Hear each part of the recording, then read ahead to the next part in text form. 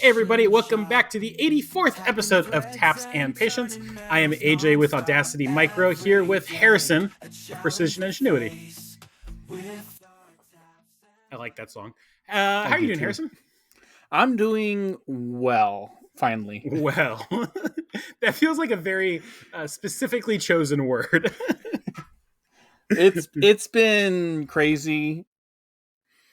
We had the high school graduated, and I had to help out with that. We've had a church camp meeting, and my wife worked at that. I've had friends and family that have all come in and visited, and then we've just been swamped with work. And so I feel like it's just been a wave of events where I haven't been able to sit still for more than 2 seconds at a time. And today was the kind of the tail end of all of that craziness. Not that we're not busy, but it's just been like I can finally sit back and just relax for like 3 seconds. That is always nice. So, but it's been fun. It's been stressful. Still learning every day. So, I had something happen today, which I've never had happen before. What's that? So, I was doing a zometry part, and it had an undercut, which I used a what is it? Not a woodroof cutter, or yeah, I guess it is a key seat. Cutter. Key seat. That's the word I was looking for. Key seat cutter, and I used in controller for my finish pass, and I had a roughing pass and then a finishing pass, and the key seat was actually bigger, and I threw an indicator on it, and I confirmed that it was only like maybe a thou out from zero. A in terms of run out. In terms of run out, which is not good, but also not horrible. For key seat cutters, they're a lot of the times not super precise, so that's not bad. Yeah, and so, but it was oversized by like 15 thou, and I left five. The feature or the diameter of your key seat cutter? The diameter of my key seat cutter, and I left 5 thou stock to leave before. And this is something that I didn't realize in Fusion. I've realized it, but I've never thought about it. When you do a roughing pass, it goes off. I know where this is going. It goes off the program diameter, and then when you use the in controller, then it goes off of the diameter, and so I basically undercut a feature. And yeah, it was like racking my brain trying to figure out how this feature is, because like to make sure I came out on size, I used the key seat cutter to cut some non-key seat cutter features that I could probe and then adjust the offsets until I got it dialed, and then cut the key seat. And so it was like racking my brain as to why is this coming out wrong. Well, when I was doing the initial cutting, I didn't have any roughing passes. Yeah. And so I didn't catch it until I actually read the feature, because I did a deep cut and then a finishing pass, and the finishing pass didn't even touch. That is wild. I had never considered that would be a possibility. Yeah. So I thought I'd share that, because like it took me forever to figure out, and it was driving me up a wall. That like, why is this, like, why can I run it over here and it's fine, and then I run it over here and it's cutting oversized? Yeah. I don't even know if you can measure the diameter of a key seat cutter. I suppose it depends on the size of the tool. On the Rent-A-Shop probe, though. Oh yeah, I did. I mean, it was only 3/4 inch key seat cutter. Okay. So, but it was supposed to be. It came in at 0.7. 0.768 or 765, somewhere like that. So it was like 10 to 15 thou over, somewhere in that range. I wonder, is that a metric size? No, it was supposed to be 3/4 inch. And I know, but if they sent you like a 20 millimeter instead of a 3/4 inch, I've used it before, and it's come out fine before. It got bigger? I don't know. That's what I'm trying to figure out. Or you got lucky. or I got lucky. I don't know. I mean, or the feature that I did used it before on was just not critical, and so I just didn't check it, or like it was like That's possible. in the normal range, because what I've used it on before has never been for precise stuff, and it's worked fine. But this one had a pretty tight tolerance, and so I had to check it, and it was an undercut, so I couldn't get my probe to check it in the machine, so I had to run everything and then pull the part out and then measure it, and that's when I found the problems. Can I segue to talk about checking parts in the machine? Yeah. Like, can I take a minute? Because so I just got the manufacturing extension like a couple days ago. Mm-hmm. I am working to do some videos for a Fusion reseller called NextGen. We'll say Mm-hmm. their name on their podcast now because I'm actually doing work for them. And as a bonus perk, they gave me the manufacturing extension. Mm-hmm. So I can do that now. Like, Mm-hmm. like, how do you use that? What is your process? What do you So find it useful for, etc.? So I would say that I use it. The two main uses I use it for is dialing in the wear of a tool and taking off the top hat, measuring a part, and readjusting my work coordinate system. Those are the two biggest uses I get out of my probe. A quick hack for, and I don't know because yours is an older machine, can you post macros to your main screen, variable values? Oh, like display them? Not to my knowledge. I have to hit page down a couple times, then I can see all my macro variables. Okay, well, there is a way on the newer machines to your little box that has your timer, and maybe you can look this on your machine, but your little box that has the timer of like current program, number of M30 cycles and stuff like that, like all that little information's in one little box. There's two empty lines where you can shove a macro variable into and have it output live, so you don't have to go to the macro variable page. And I believe it's macro variable. It's either 118 or 188. I don't remember which one it is, but that is your last probed value. And so I have that output, and so I will probe features and have it output to the screen. I would say the probe is extremely accurate until it's not. Yeah, that And sounds about right. and the biggest thing that we're trying to get in the habit of is checking the run out on the probe at least once a week, Mm-hmm. just to make sure nothing fishy is going on. And then the thing that is there's less of a way to catch it preemptively is if you're doing in process probing and you get a crazy high value. We have it to where, so like for example, if I'm taking the top hat off of a part and then I'm probing, the sides of it to relocate to make sure that everything comes out perfectly, we have found that you need to put in a tolerance of, we usually use 2 to 3 thou, somewhere in that range, Mm. of like the part size that's measuring. And if it's outside those bounds, to stop the machine and throw an error.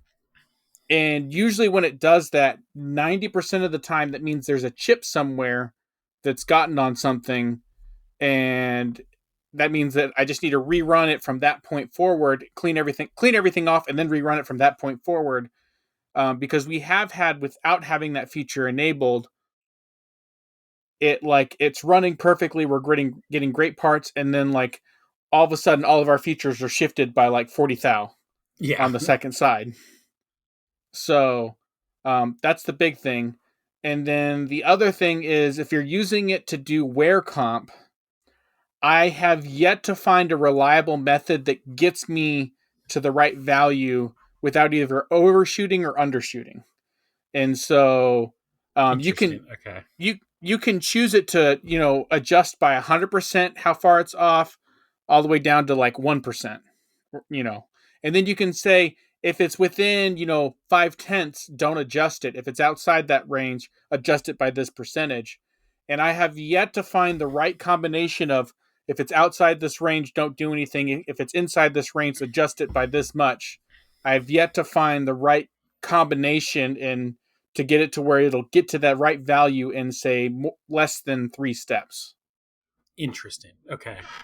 And so that's something that I'm playing with internally, trying to find the right recipe where it's like, okay, I need to adjust by say 60% if it's off by more than 4/10 or 5/10 or something.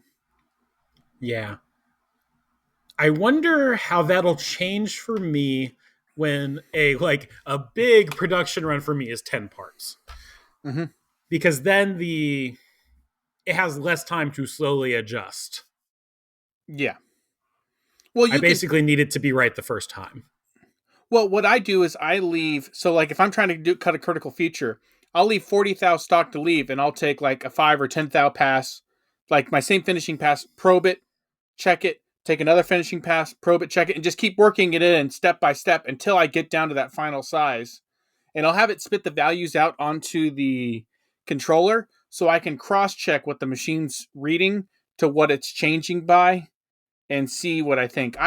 I'm a lot more reliable to it's a lot more reliable for me if I want to get it dead nuts to not go like 4 or 5 cycles of that to try to get it to kind of walk itself in automatically. It's much more reliable for me to take one spring pass cut, probe it, do the math and figure out what it needs to be, put that value in, and then it cuts basically perfect. I don't know why I can't, whenever I put in 100%, it seems to overshoot it every single time. Hmm. But I basically treat myself like doing it 100%, and it gets me within a couple tenths pretty much every single time. And so Does I don't know why it doesn't line up. is Fusion's tool to do that smart enough to know that, like, hey, I left 40 thou on the surface of this part?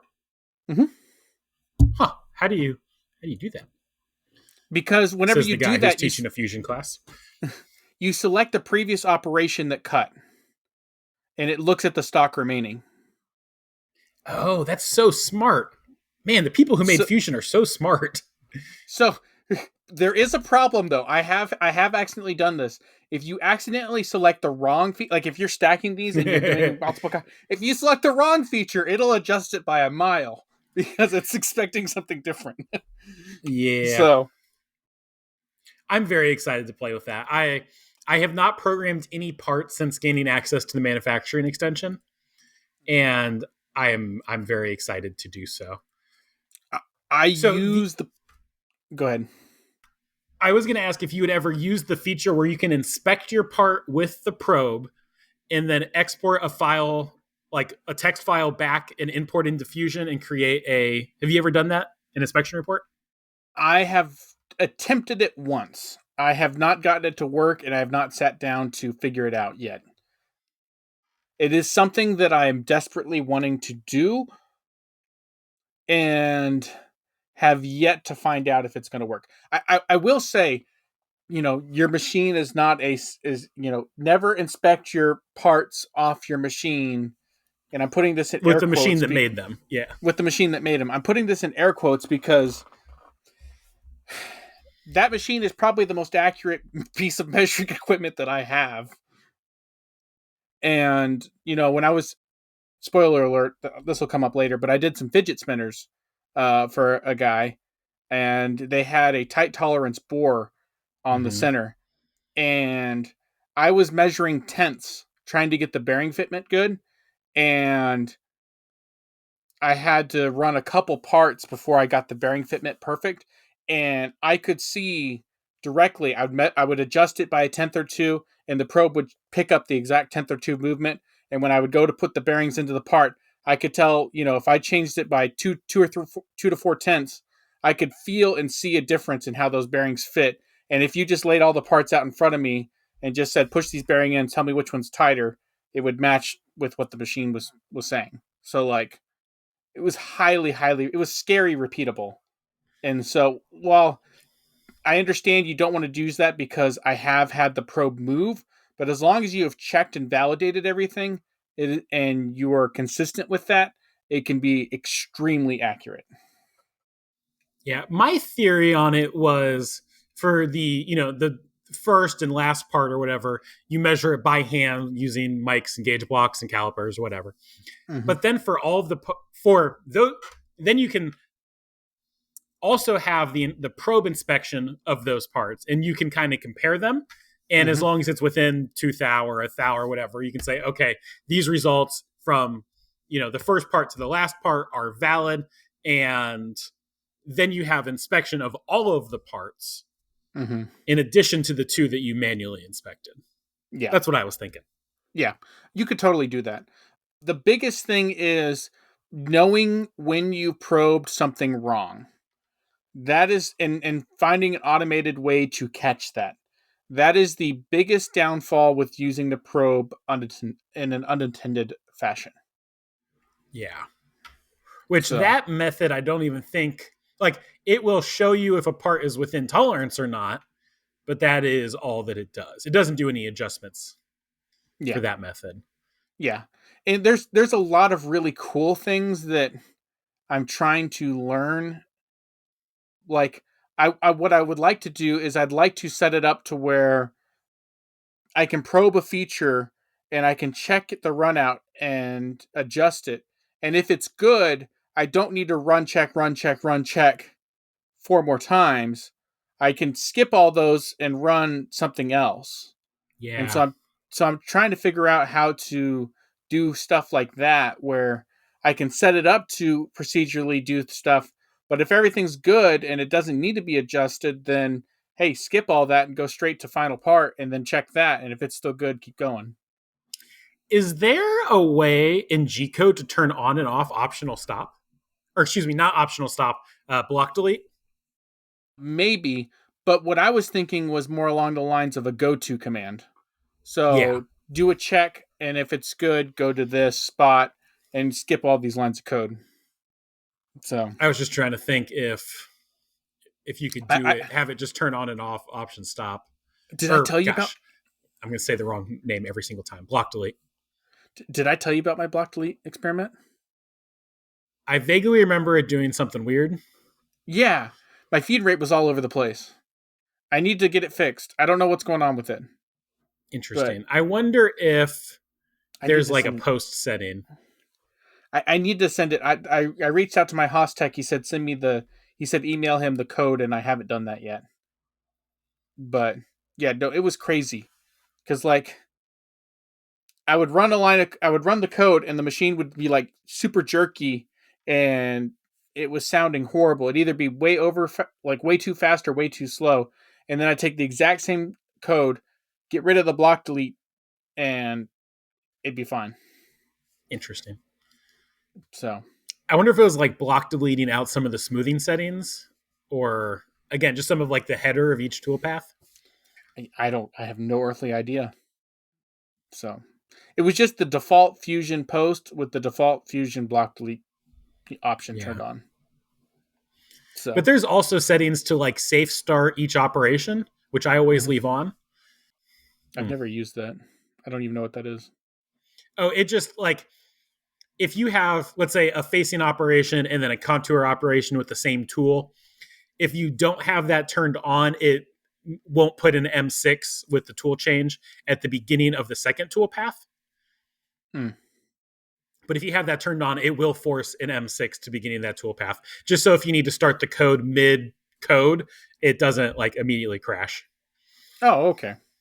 I'll have to look at that option because I have safe restart turned on the controller to where you start it anywhere in the machine. You could start it in the middle of a program Mm, and it will read through all of the previous lines of code all the way up to that point, which on a really long program can take, a couple minutes to get through. Um, but it'll read everything up to that point, and I've had it start in the middle of an adaptive a couple times of like those really big parts that I was running that were like the 40 pounds of stainless plus removal. I had to start it in the middle of a couple adaptives a couple times, and I was able to pick up pretty much right where I left off.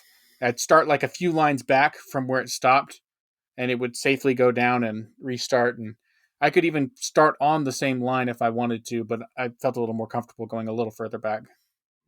interesting. I guess you could do that on Tormox.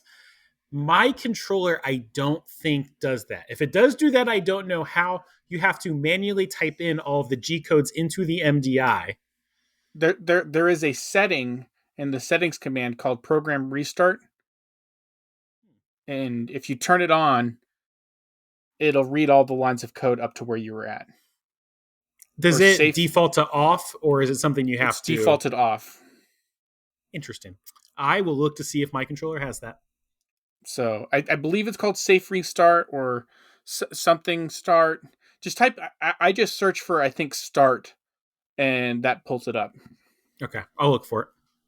So, but yeah, no, it's great for if you're starting in the middle of a program. I was trying to remember what all I did last week. I've been talking for a little bit. What's going on in your world? So I shipped the parts, or some parts that I think have the highest value per gram of any parts that I have ever shipped. Actually, I'm sure I do because it's outrageous. Seriously. I I shipped. It was one job. It was a Xometry job. It was probably under 2 grams of parts. There were 4 very small aluminum parts. They were entirely two-dimensional. They had no 3D shape. There were like there were a couple 1/8-inch squares. There was like a 5/16 circle. There was like an oblong. There was one that kind of looked like the bezel of a digital watch, and that was the tallest one at like 30 thou. But most of these parts were under 10 thou thick, so they were just tiny, minuscule little things. And in fact, I probably should have just bought shim stock that was the right size and cut them out. I think that would have been easier. But Gotcha. $1,500 for like literally 2 grams of aluminum. Oh my It was goodness. a very satisfying job because things pretty much went well or went right on the first try. I had it set up so I was making there were 5 different parts, 2 pieces of each except for the little squares, and there was 4 of those. And it was like 3 inches of aluminum bar to get all 10 parts. So I just set them up to run all at the same time. And on the first time through, I think I lost 3 of them. And so I had to rerun 3 of the parts. But super glue method, I started off by lapping the backside of the parts flat and just glued that side down and then cut them out. Didn't do tabs or anything. I just cut them all the way down and the glue held them in place. And I took them to my propane torch and just kind of heated it up until the glue started to decompose or melt or whatever it does. And then I just cleaned them. It was one of those jobs that could have been really, really difficult, but by Because of your luck method. or grace, I got like it just worked. It was like, okay. Then I did a different job that should have been super easy. It was a 3/0 part, basically a block. It looked like a pivot for something. So it was like basically 2 angly thingies and then a hole going across the angly things that was drilled and reamed. And man, I made that thing like 4 times. It should have been the easiest part, but I screwed it up in a number of ways. So my hard part was easy. My easy part was hard. I feel like if you were to graph that, I would say that comes out true more times than it comes out false. Yeah. I had another part which I underestimated the runtime of it a little bit. Mm-hmm. And so it ended up taking I underestimated like a lot of it. But it was so my lowest dollar value part took the longest on the machine. My easiest part was the hardest part, and my hardest part was the easiest part.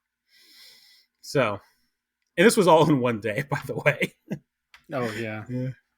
So, it's funny how that works. Yeah, but I got them done now. It's a good lesson in opportunity cost. Like I should have just not taken the lower dollar value parts and just focused on the high dollar value, because all of the low dollar value parts combined were like 30% of the high dollar value part. So, okay, not quite. It was like 75% of the high dollar value. It would have been worth it just to stick around and look for other high dollar value parts to come across the job board. Yeah. But anyway, I got all those done, and now I'm just in video production mode. I'm making that Fusion course for next gen. My goal is to get it done before the end of the week.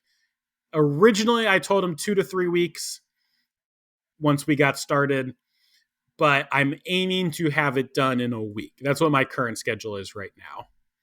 And if I can have it done in a week, then it is pretty, actually, in terms of profit, since there's not really any expenses, it'll be equal to or better than doing Xometry work. Nice. So, and hopefully if they like it, I'll be doing this like once a month for the next 6 months or so. But it's going smoothly. It's been fun. It's a little bit interesting to kind of try to get back in the head of a beginner in Fusion. Mm-hmm. And sometimes I feel like I'm explaining things that don't need to be said. But also, if you don't explain those, like at times you will confuse somebody. Yeah. I feel like if you're doing a tutorial class, that is the time to be over cautious with what you assume your person knows. Yes. Because I have found that more times than not, even if I do know what I need, like sometimes I have to go through those videos and I have to find that one line where he says, it might be the most simple thing, but it's just confusing enough that I was like, okay, where's that? Got to scrub through and find that one spot that I remember listening to. Okay, you do this, this, and then this. Okay, that's all I needed, and go Yeah. from there. Well, and one thing that's good about how they're setting up this class, originally this was going to be a 10 video class. Mm-hmm. We, after talking to them, it got changed to like every single little thing is its own video, because this is being put in like a class management type of program, kind of like Canva or Blackboard. Mm-hmm. And so the person watching it will either be able to hit play all, or they can be like, how do I make a setup? And like just go watch that one video. Yeah. And because of that, like each nugget can contain more info without ruining the flow of things, because it's already chunked Yeah. up. So it doesn't matter if I talk about, this is literally everything you need to know about creating a new file. Yep. Yep. So that'd be good. Do you have like a mock part you're doing with all this? Like, did they give you that, or did you have to come up with it? They gave me a library of parts that they use. I'm sure they're fine parts. I don't know. It just doesn't interest me to use other people's parts. For the very first section, which is like, this is how you rotate a part, I've used a couple different like fairly generic models that either I've made or like I found a die on GrabCAD, like the kind you roll, and that's handy for like showing orientations and like rotating around, because all the sides look different. I am finally getting, so basically up until like an hour ago, I was doing things that was like, this is how you use Fusion. Like, this is how you save or this is how you rename a file. This is how you move a folder. Like the kind of the stuff you have to get through to be able to like talk about Fusion or about machining. And I am just now getting to machining. My current plan is to actually do a machining project with this. Like, I'm not just going to show you the cam. I'm going to machine and record me machining it. And so for the first section, I'm going to make a little gear, like a little spur gear, mostly because I thought it would be fun and it's something that I can do with like 3 tool paths. And I will find other models or make other models to machine as the tool paths get more and more advanced. Yeah, that'd be good. But I think this will be one of the best Fusion classes on the internet, if I'm being honest, for machining. I haven't watched the Titan stuff, and supposedly their stuff is really good. But everything else I've seen on YouTube, it's like nobody does the cam plus actually machines it. Yeah. And do they do that in Titans? They do. Okay. I mean, I'm trying to remember from the stuff I've watched. I feel like they show you the features and then they'll like show a clip of it running. You don't see the whole like run time, but you'll see like a 10-second clip of that feature being cut, but not necessarily the whole run time of it. Okay, that's what I'm going to do too. Yeah. But, and so like you can kind of hear it and see it. Like you don't have to sit there and watch the whole thing because that can get long and boring. But just enough to kind of get you an idea of what to expect. So, but yeah, that's about what I'm doing. I'm sure they do it well. I think they had a much bigger budget than I do. Yeah, but I think I'm very happy with this class. So I don't know. Go talk to the guys at Next Gen if you want to. You want to get access. It'd be kind of cool. I know Otherwise, him. yeah. Otherwise, I get the rights to the class in 3 years, but they Oh, get the okay. IP exclusively for 3 years. Then I get it back. Oh, that's cool. So, Fair which by enough. then Fusion will probably be completely different anyway. Exactly. Exactly. I was just thinking about that. Like, you're going to become one of those older videos that's like, oh, that's an old version. I don't need that. I have a Fusion Cam video that I posted.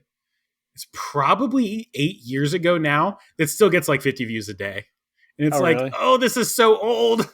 But also, it's been getting views for so long. It's like, I'll just leave it. Yeah. So if you want to Yeah. watch Baby AJ teach Cam, it's Mm-hmm. up there somewhere. Yeah, and I still run into problems with Fusion. Like, Fusion's great, but there are still some oddities with it that are so annoying. So. I I was trying to show my contacted next gen something on Fusion via screencast, Mm-hmm. and Fusion was just not having it. It turns out if what was it? It's some weird combination. It's like if I have my video editing software open, it Mm-hmm. won't open other windows. So like if I have my video software editor open, I Mm-hmm. cannot open the data panel on the left-hand side of the screen. I cannot open the tool library. Like it, why? I don't know, because Fusion be Fusion, but for some reason, specifically Fusion and my video editor do not like each other. So I'll tell you about the thing that I was struggling with today on Fusion, and I finally remembered how to do it, but it ticks me off that this doesn't work better in Fusion.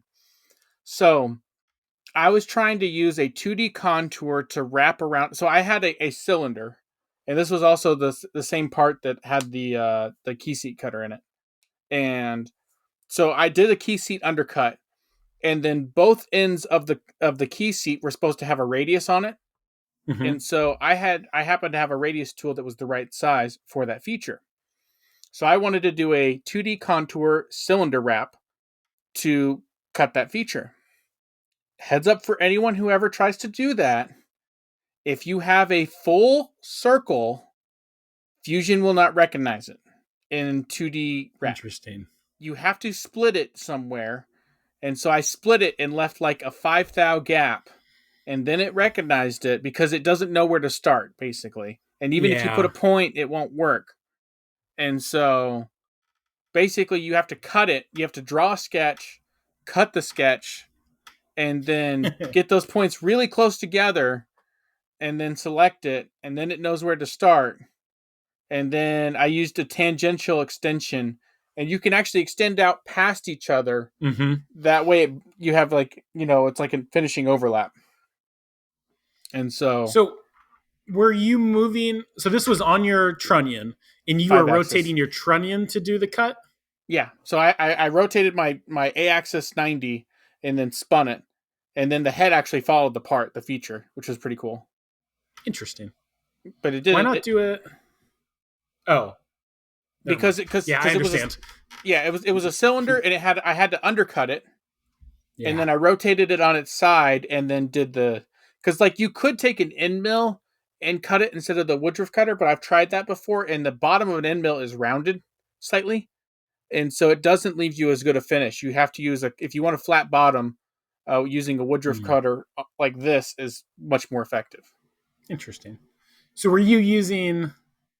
You weren't using one of the multi-axis tool paths like No, rotary. You were using a 2D contour and wrapping. Interesting. Okay. Huh. yeah. Well, I couldn't get any of the other like I could have used those other tools, but this was a form tool. I needed it to follow a line and cut it in one pass, rather than try to like interpolate a radius and if I was doing an interpolated radius, I would have used one of the other 3D tool paths to like wrap it and to actually like create it, but I was trying to do it in a single pass with the form tool. So like there was no need for any of the fancier stuff, and all the fancier stuff I couldn't control the depth and like the overlaps and how like it would try to figure it out on its own. Whereas the 2D, I can tell it, here's the line. I want Yeah. you to go up to this line and just do a circle. I wonder if you could have done it with Trace. The Trace has a rotary mode, right? Potentially. I might have could have I done think I'm that. wrong. I have Fusion open. I think I'm wrong. I don't think it does. No, I think 2D Contour is the only one that has the wrap. Yeah. Or 2D there's like two 2D features, and I think Contour is one of them. And Contour might be the only one that has the ability to wrap around a cylinder. Oh, and then there was a checkbox in that, and I don't remember what the checkbox said, but either having it clicked or unclicked also messed it up. So like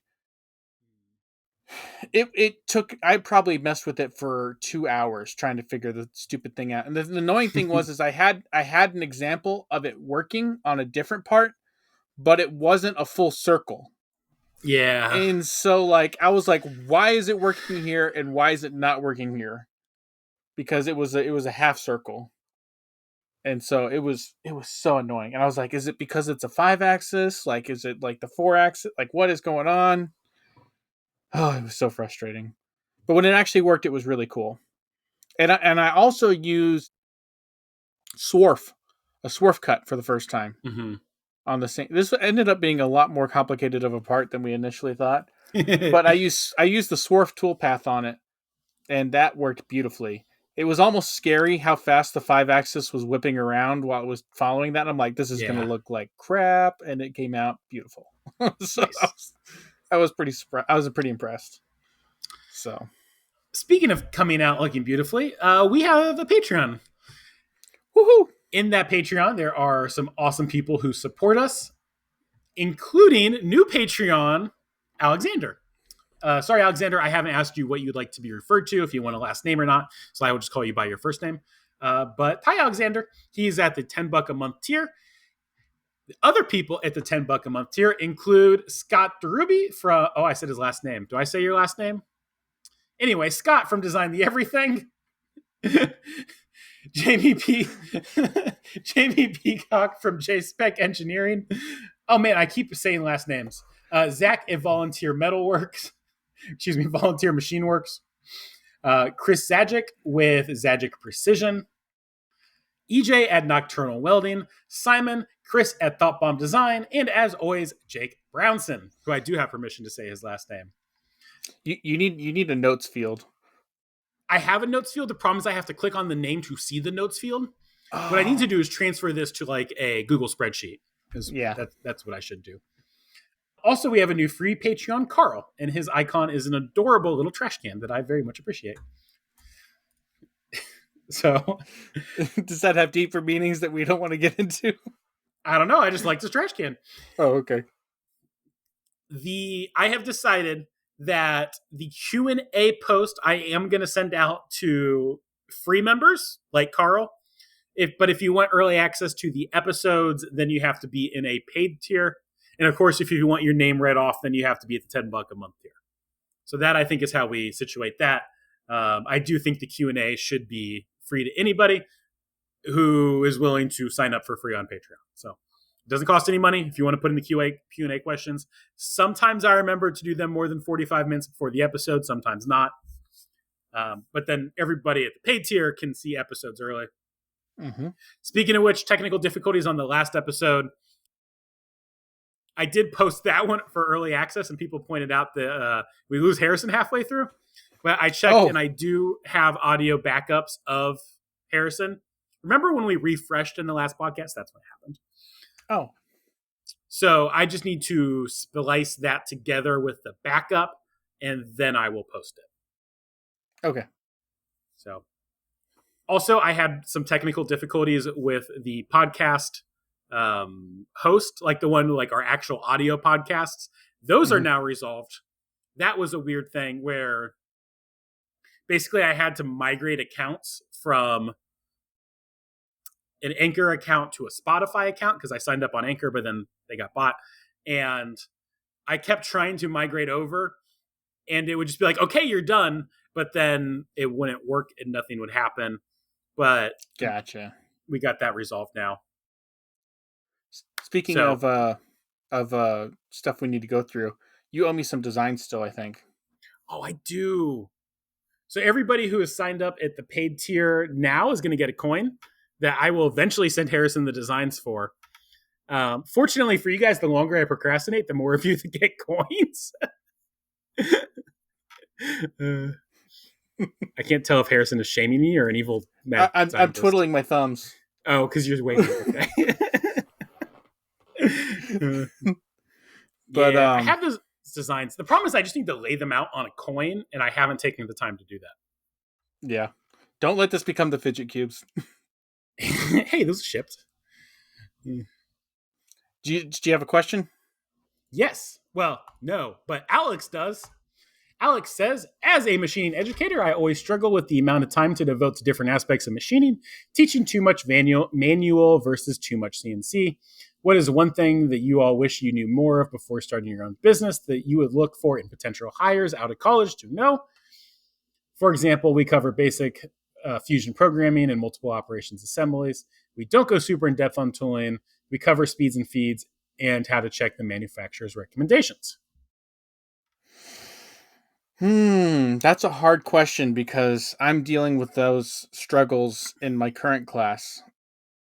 Mm. It's such a balancing act because my mindset is, and I'll give a little bit of insight into my teaching philosophy, and it's based off of some of my experiences in school.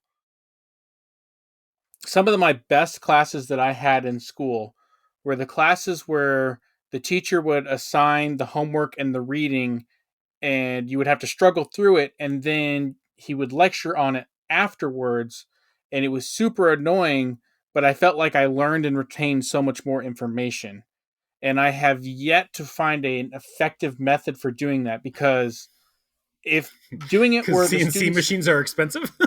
no, no, because we run out of time in the semester for the students to like I don't want to give them the answer right away, and I want them to try to use everything and figure it out. And I've had some students that have been very successful with that. If some students, it seems like they can't function without getting told everything up front and how to do it. And so I'm trying to find a way to present the information to them without necessarily telling them what to do. And so it's kind of like I need to show them all the tools and how to use them, but not necessarily show them how to use them effectively. Just show them how to use them and generically, and then let them struggle with the best way to use them. And so like I'm balancing that, if that makes sense. But as for someone stepping out of the educator shoes and someone into the business shoes of looking for someone outside coming out of school, my values that I look for in a hire has less to do with their education and more to do with their thought process. I don't care so much if someone knows where all the buttons are in a software as I care more about how they struggle through a problem. Do they and this is a bad this is a hard thing for an educator to do because every student's different, but I want if I'm hiring someone, I want them to look at a problem and spend time to figure it out on their own.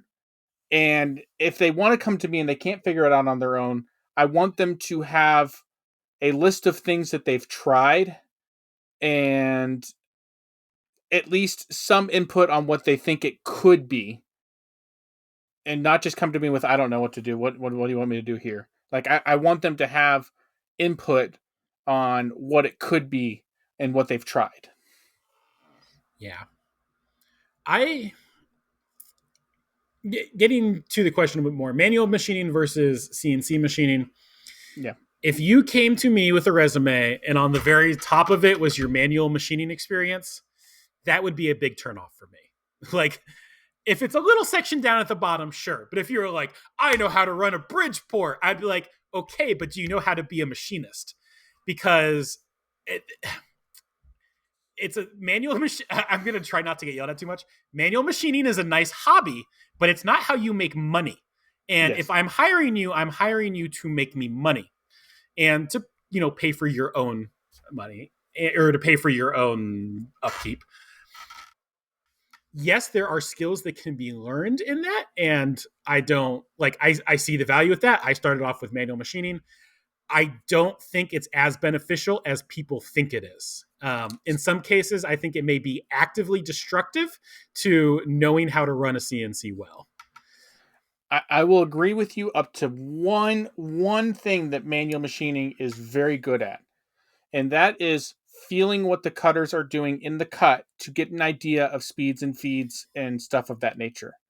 And in that sense, if you're pushing a quill down and you're trying to shove it down and like get a drill bit and kind of get a sense for those feeds and speeds, or manually cranking an end mill across a part and kind of playing with the speeds and feeds and feeling it in the cut, that at least gets the idea of what you can feel and relates that to sound that you can then use in the machining. You can do it without ever touching a manual machine, and you can learn all this. But I do think, and it's not for everyone, but there are certain people with the right tactile senses that just helps things click a little bit better. It's not a prerequisite, and you can avoid all that and go straight to CNC machining. In fact, in my class, I have zero manual machining. I only do a day where I sit them in front of the machine and I do that. I do several cuts for them. I let them do their own cuts. I let them feel what's going on just so they have an understanding of when I'm saying things in the computer space of programming wise, this is why we're doing different things, and I let them feel it on the manual machine. That's about the only manual machining I have is just here's a really low barrier entry, cut some metal, see what happens. Understand that when you're programming and you're applying that to the machine. That's fair. And I don't, I mean, yes, I see that there is value there. I just think it's one really different manual machining to CNC machining. On a Mm-hmm. manual machine, you are not pushing a 3/8 inch end mill at 300 IPM through aluminum. Like Mm-hmm. that's not happening. You're going maybe 100 or excuse me, 1500 RPM. Like Mm-hmm. it's just very different from modern CNC machining. You're not using modern high efficiency tool paths. Like Mm-hmm.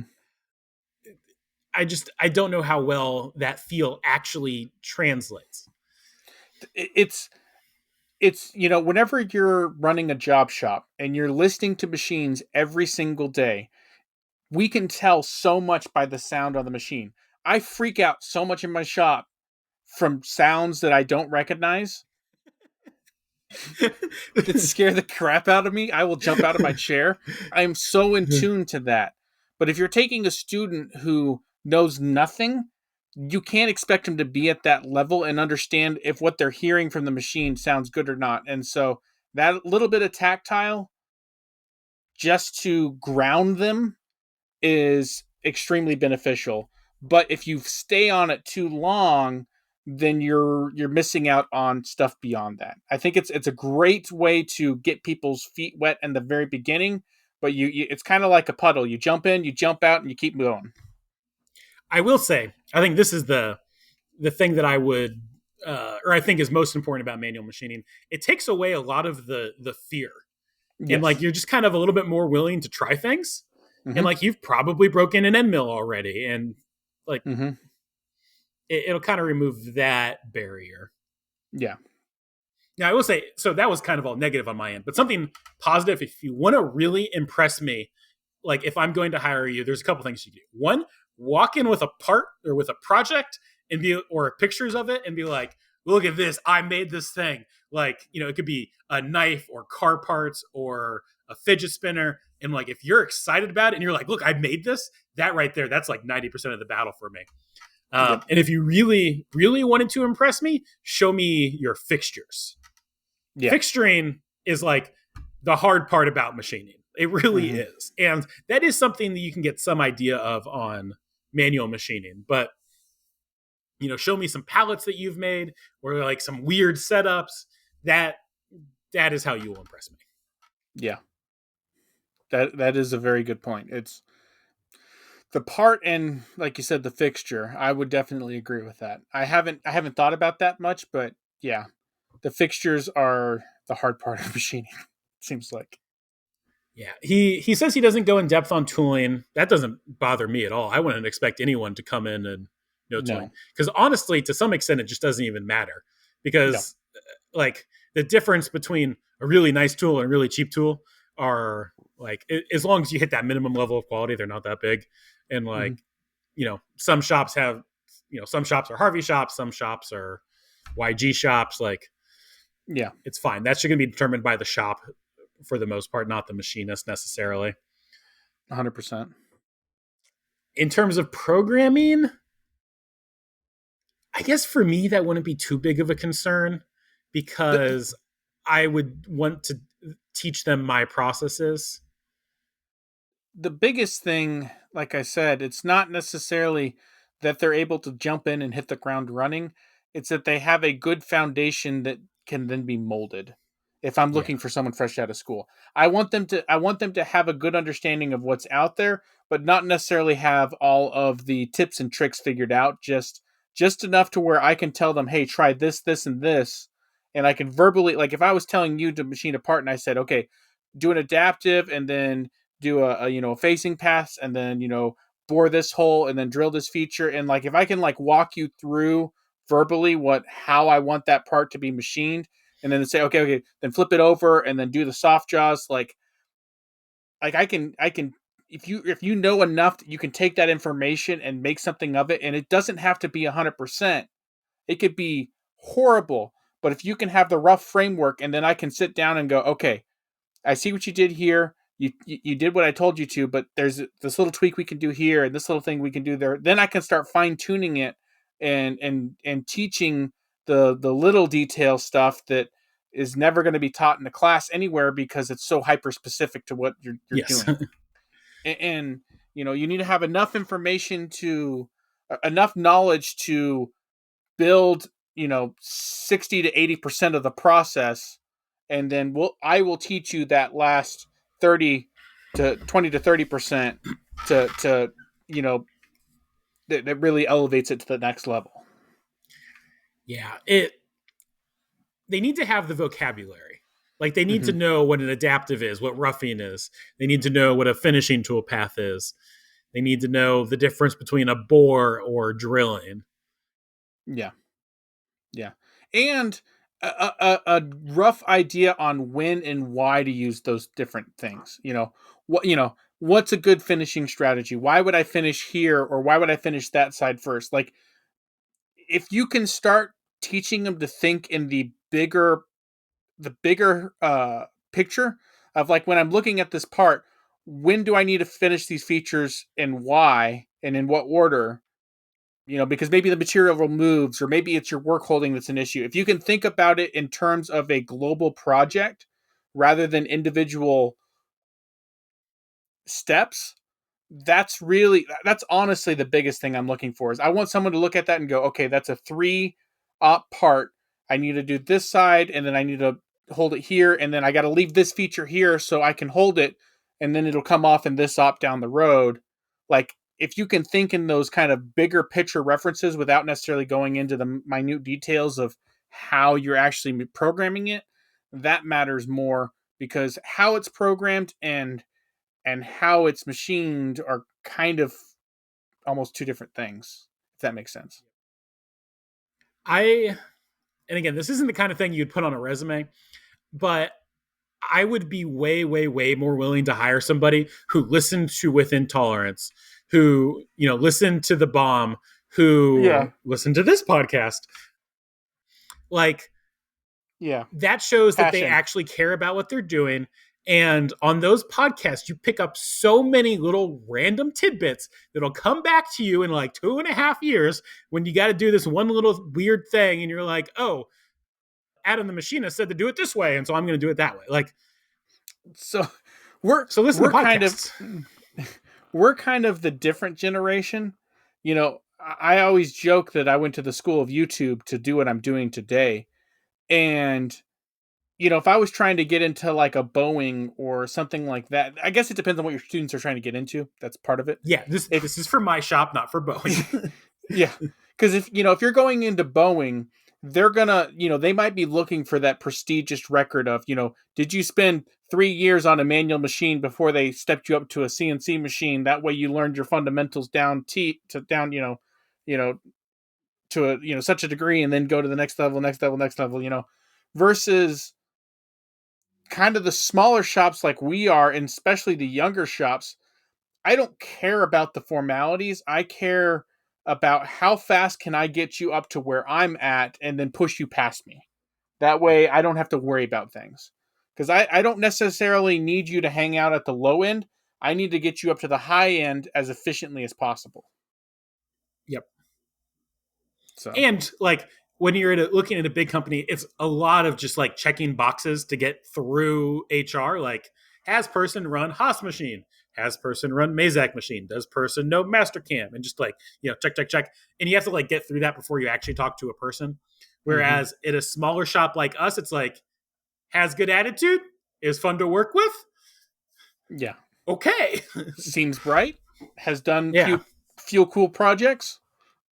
So, that's like, don't take any of this as gospel. Like I said, we're just two very small cogs in a very big industry. But that's just been, I would say, probably both of we're definitely on the younger side, and I would be far more interested in a random kid who walked off the street that said, "Hey, I got this manual machine as a hobby. I've been trying to teach myself fusion, and I've made these few little things out of scrap pieces of material around my house. What do you think?" I don't really know machining or CNC stuff, but I would take that person and train them up far quicker than I would take a machinist that's been like, "Oh, I've been doing this for 40 years, and I was there when CNC was introduced and all this stuff." And it's like, I can't teach you anything because, one, and I've tried teaching. I have some shops around here that are of the older generation, and I've sat them down and I've been like, "Here, let me help you, show you what Cam can do for your guys' shop." And I've taken their head guys and kind of shown them how to do things, and then they go back to their shop, and I talked to the owner. I'm like, "So, what did they think?" And they said, "Oh, they said it was a waste of time, and we're not going to do anything." I'm like, "Cool." Yeah. I would like to turn the question back around to Mr. Alexander. What do your students need from people like me who are doing content creation? Like, Ooh. like part of the Audacity Micro mission is to move manufacturing forwards through. Here, I'm trying to find the exact quote because I don't know my own values off heart. We move manufacturing forwards by trying things others will not, sharing our journey, inspiring and equipping others, and fostering community. And this is why we have this podcast, is because that is one of my values. So what do you guys need from us? Like, I can make videos, I can do podcasts. Like, what do you need? I will work on it for you. So I'm listening. Yep. It's one of those things where I think the industry as a whole has been really. This is the one thing that Titan has been really good at. I think is the industry machining in general has been a very closed off industry, and everyone tries to hold all their secrets in close and be Mm-hmm. like, "Oh, I can't share it. This is my competitive advantage." But that deters young people from getting involved, and so I think stuff making it out there and growing and making it onto YouTube and people seeing what's going on sparks a lot more interest and will raise up everything and help this industry grow and bring in more people. So, And as manufacturing gets better, the world becomes a better place. You know, exactly. things like, well, maybe not food, but like farm equipment to make food, like that gets cheaper. Medical supplies, that gets cheaper. Travel, that gets cheaper as manufacturing gets better. On the opposite end of that spectrum, if you're an older shop, you might not make it as things continue to progress. And I actually have some news on that front. I just found out from my biggest customer that one of the bigger shops that's actually in the local area is closing down. Mm. And so we're going to be a lot busier probably in the near future. Do they have any good Again, equipment? I don't know. They wouldn't tell. It's so new that they wouldn't tell me the name of the company that's closing. They've just been Okay. informed that they're either going to be filing for bankruptcy or they're going to be closing down. I don't know all the details yet, They just alluded to the fact that there was a big company they've gotten a lot of parts from that's going to be closing down. And from what I could tell, their shop's probably a 20 to 30 machine shop. Um, and so, So new VF3. well, I gotta figure out which shop is closing down and what equipment they have. But, anyways, they're from what I could gather, they're an older shop that hasn't been able to keep up with the changing times. So that's a second or third shop around here that's closed down since we've started.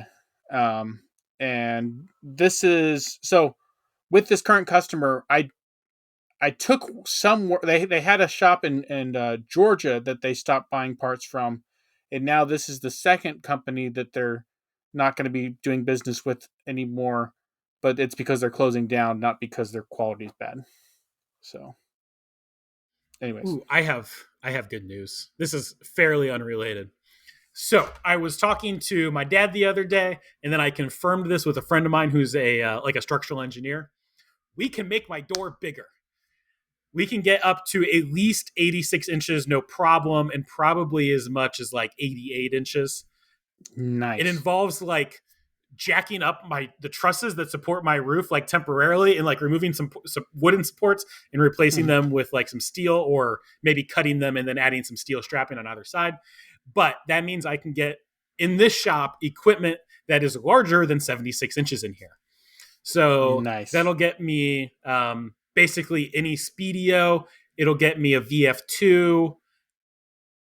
Basically anything VF2 or smaller. I can fit in here now, or I will be able to fit in here.